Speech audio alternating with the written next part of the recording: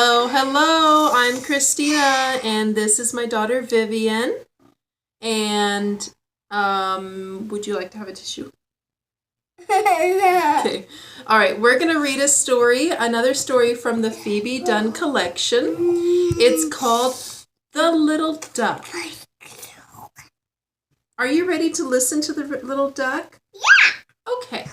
Oh, hi. Okay, the little duck. Oh my goodness. I love going to see the ducks at the pond. This one is going to be very special because someone gets to take care of the little duck. One morning... This is no egg. Yeah, and it's sitting in the grass. That's how it starts. No egg is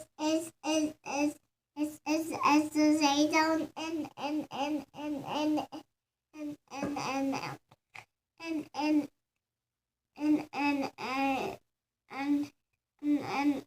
the grass. Yeah. Well, one morning in early spring, a little boy, he was fishing in the pond near his farm. Again and again he threw out his line and pulled it in.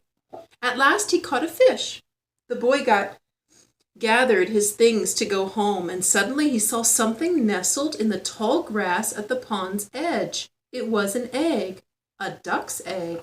The little boy carried the egg home with him. He placed the egg in an incubator so it would keep warm. Every day the boy turned the egg over and over as gently as a mother duck would. Finally, after 28 days of waiting and watching, the boy heard something peeping and pecking inside the egg. The shell cracked and broke open.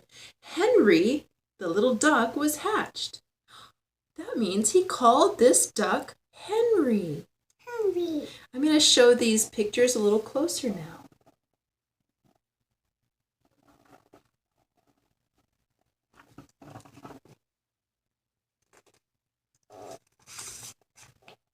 Henry did not look at all as the boy thought he should. His feathers were wet and they stuck to his body. His feet were enormous. The little duck stood on his big orange feet. He tried a few small steps. Then he stretched his spindly wings and wiggled them as fast as he could. He began to get dry and fluffy.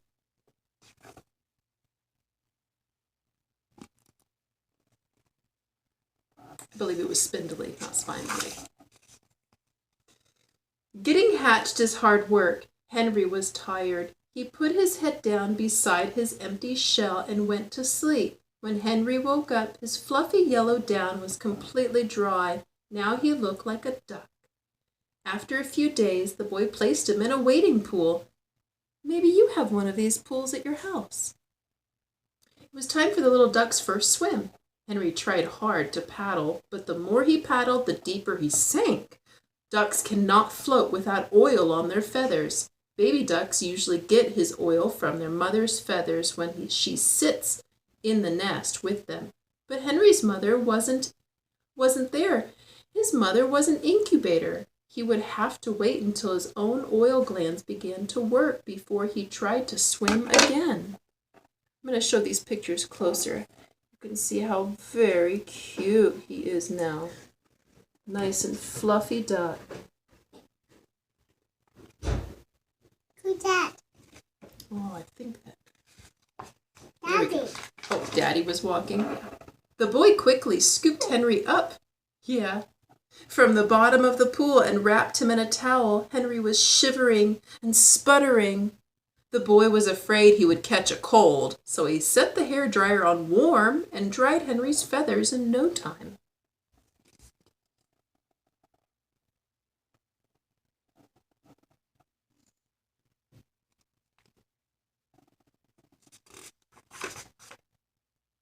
When the little duck was dry again, he found a cozy resting place on the broad back of the family dog. Together they dozed in the sunshine.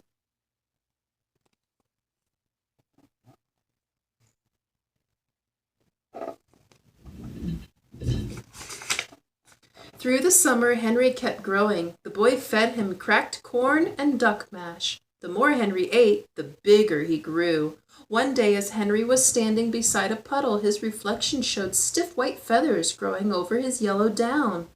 Suddenly, Henry's voice began to do something new. While he was small, peep, peep, was all he said. But now, strange noises came out when he opened his beak. Peep, peep, squawk, peep, quack, peep, quack, quack, quack. Henry was growing up. I almost said Henry because I was making duck noises.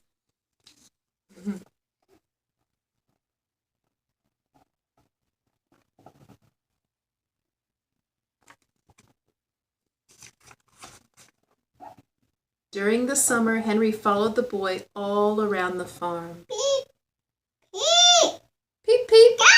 Quack, quack. quack. Shh, that might be too loud for some ears. Sometimes the boy was busy. Then Henry looked for other friends. One day, he waddled down the hill and into the barnyard. He quacked at the hen, but the hen did not care about ducks. He quacked at the rabbit, but the rabbit listened but did not say anything. When Henry quacked at the goat leaned over and butted him. Finally, Henry went back home. Goats do tend to do that. My head is telling. Yeah.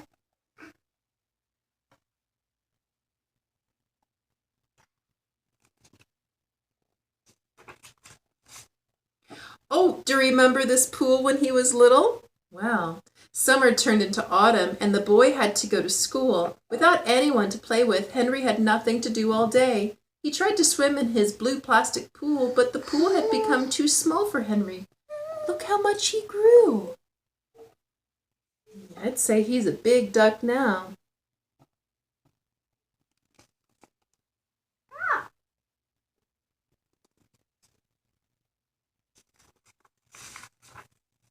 On weekends, the boys stayed home. Then Henry was happy. He had a playmate. And sometimes on warm winter days when the boy was away, his grandfather would rock Henry on the porch. But still Henry seemed lonely. He needed a special friend. The little duck was almost grown up.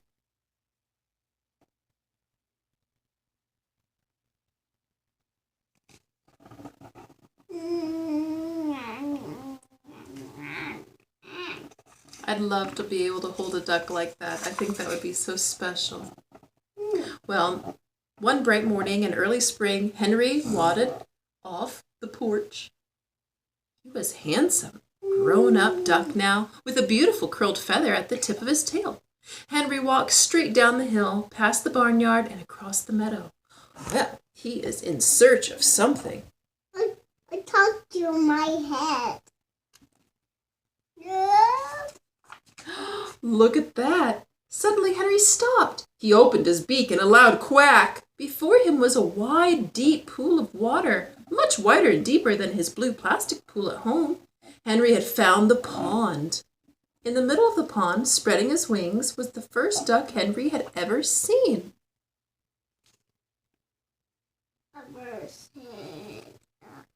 Yeah. Ooh. As fast as he could, Henry paddled out to meet the new duck. Oh, it looked almost exactly like Henry, but it did not have a special curl at the tip of his tail. The duck was a girl. She quacked at Henry.